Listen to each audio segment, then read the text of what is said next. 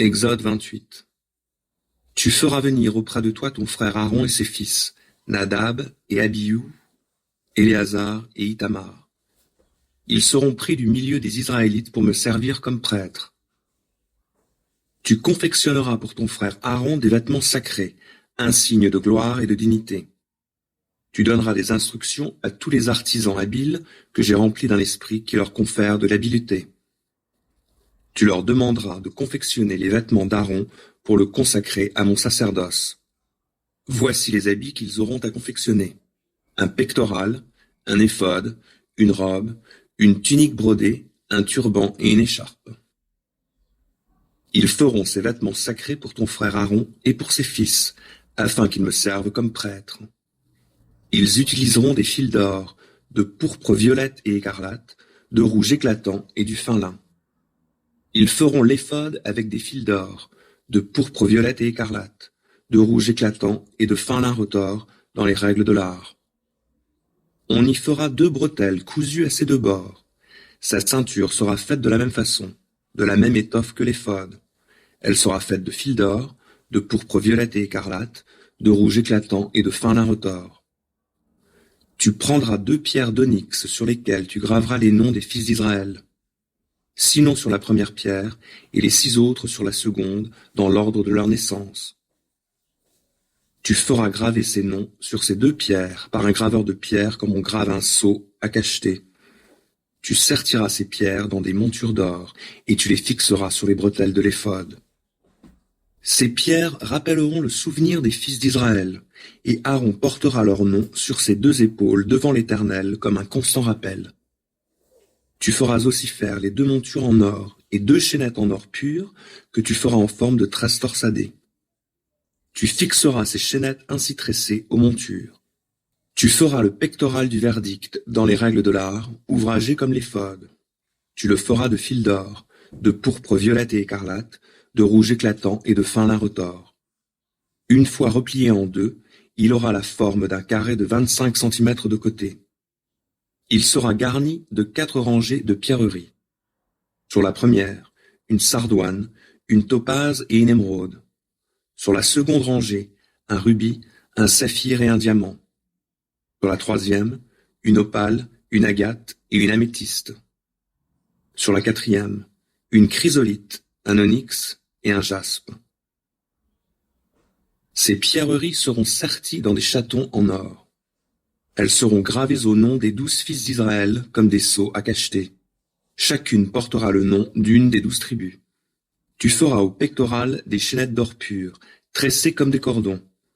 Tu lui feras aussi 2 anneaux d'or que tu fixeras à ses 2 bords. Tu passeras les 2 cordons d'or dans ces 2 anneaux, au bord du pectoral, et tu fixeras les 2 bouts des 2 cordons à 2 agrafes, pour les attacher aux 2 bretelles de l'éphod par devant. Tu feras de plus 2 anneaux d'or que tu placeras au bord du pectoral, sur la face intérieure, contre l'éphod. Tu feras 2 autres anneaux d'or que tu fixeras par le bas aux 2 bretelles de l'éphod, sur le devant, près de la tache, au-dessus de la ceinture de l'éphod.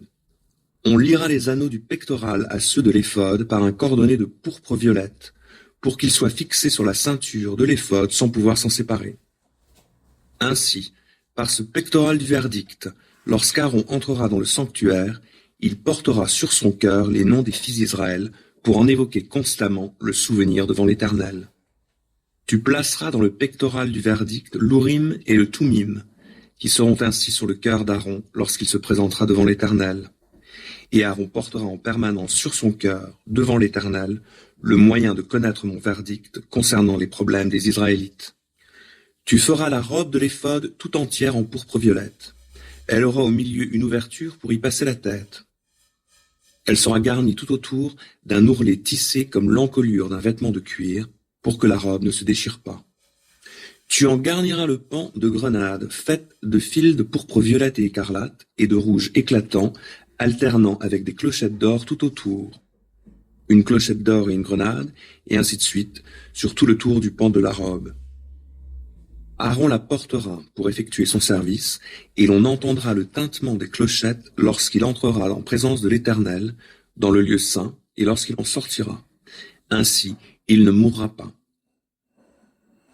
Tu feras un insigne d'or pur, sur lequel tu graveras, comme sur un sceau à cacheter, consacré à l'Éternel.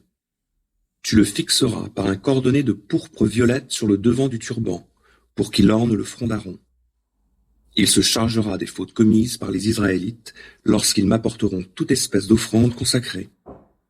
Cet insigne sera toujours sur son front pour que moi, l'Éternel, je les agrée.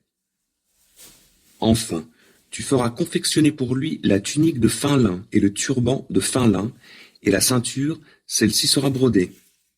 Tu feras aussi pour les fils d'Aaron des tuniques, des ceintures et des turbans, un signe de gloire et de dignité. Tu revêtiras ton frère Aaron, ainsi que ses fils, de ces ornements. Tu leur conféreras l'onction pour les investir de leur charge et les consacrer à mon service comme prêtres. Tu leur feras aussi des caleçons de lin pour cacher leur nudité des reins aux cuisses. Aaron et ses fils les porteront quand ils entreront dans la tente de la rencontre ou quand ils s'approcheront de l'autel pour faire le service dans le lieu saint. Ainsi, ils ne se rendront pas coupables d'une faute qui entraînerait leur mort. C'est une ordonnance en vigueur à perpétuité pour Aaron et pour ses descendants.